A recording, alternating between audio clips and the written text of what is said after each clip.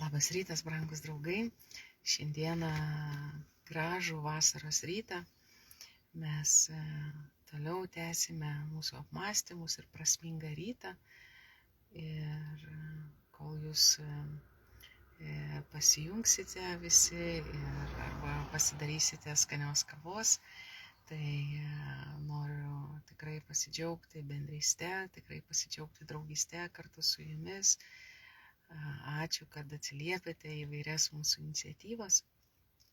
Na, o galbūt šiandien kai kas jūs esate kaimuose, sodybose ir prisimenate savo vaikystę, kai jūs eidavote devintinių procesijoje, kai jūs kalbindavo, kai barstydavote žiedus, žiedlapius, gėlių, Kristaus kūno ir kraujo šventėje. Ir tai išties nėra tik gražus prisiminimai, bet tai yra taip pat tikrovė, kuri vyksta ir šiandien.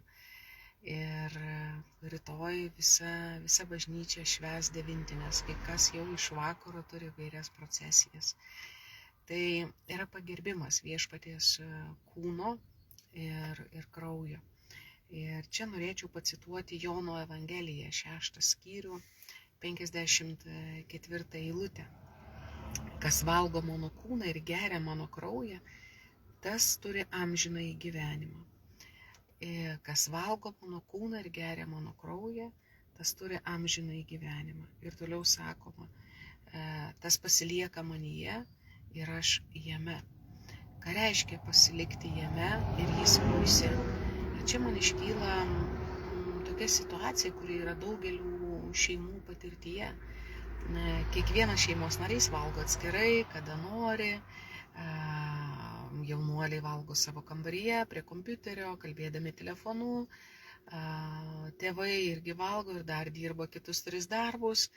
Na, žodžiu, nebėra stalo bendrystės ir nebemokame įsiklausyti, nebeišeina išgirsti vienas kito ir tik fragmentiškai žinome, kas kuo gyvena. Arba tarpdury pasakoma, aš būsiu ten, arba aš buvau ten, atsitiko tas ir tas, tarsi koridoriuje ir ant slenksčio viskas pradeda vykti ant slenksčio. Tai išties ir nesant tokiai stalo bendrystei, mes prarandame vidinius saitus vieni su kitais. Tarsi yra ta pati pavardė, yra tarsi tie patys namai, bet nebėra vidinio ryšio. Tai vat, stalo bendrystė yra ta, ir buvimas už stalo yra tai, kur yra proga žvelgti vienas kitam į akis, yra proga išgirsti istoriją, kaip tu gyveni, yra proga dalintis ne tik duona, ne tik maistu, kuris ant stalo, bet dalintis gyvenimu, dalintis patirtimi. Ir kai kurios šeimos, pavyzdžiui, turi kaip taisyklę vieną kartą savaitėje, tarkime, sekmadienio vakarienę, turėti su savo šeimos nariais. Ne su svečiais, bet tik šeimos nariais, tais, su kuriais gyvenama kiekvieną dieną. Tam, kad kaip tu gyveni, kaip tu jautiesi, kaip tavo savaitė praėjo, kokie tavo įvykiai buvo. Galbūt reikia paguosti, išklausyti, o gal nubraukti ašarą, o gal ir kartu pasidžiaugti ir švęsti džiaugsmą. Tai išties mūsų šeimų bendrystė nevyksta savaime. Tai lygiai taip pat nevyksta savaime ir bendrystė su Kristumi. Ir čia, taip kaip šeimoje, reikia konkretaus įsipareigojimo, kad tą bendrystę švęsti, kad jį gilėtų, tai lygiai taip pat reikia mums įsipareigojimo švenčiant Eucharistiją, švenčiant Kristaus kūną, priimant jo kūną kasdienybėje. Ir tam reikia įsipareigojimo. Kartais yra geras jausmas, kaip kai kurie sako, gera nuotaika, tai aš nueisiu į bažnyčią, arba kažkokia bėda nutiko irgi nueisiu į bažnyčią. Bet kaip kasdieninė duona. Ar aš galiu sakyti, kad bendrystė su Kristumi per jo Eucharistiją, tai yra mano kasdieninė duona. Tai yra tikrovė perkeičianti mane, mano kasdienybę, duodanti naują šviesą ir naują žvilgsnį. Tai vat ši šventė, kuomet mes minime Kristaus kūną ir kraują, kas valgo mane, aš pasilieku jame ir jis manyje.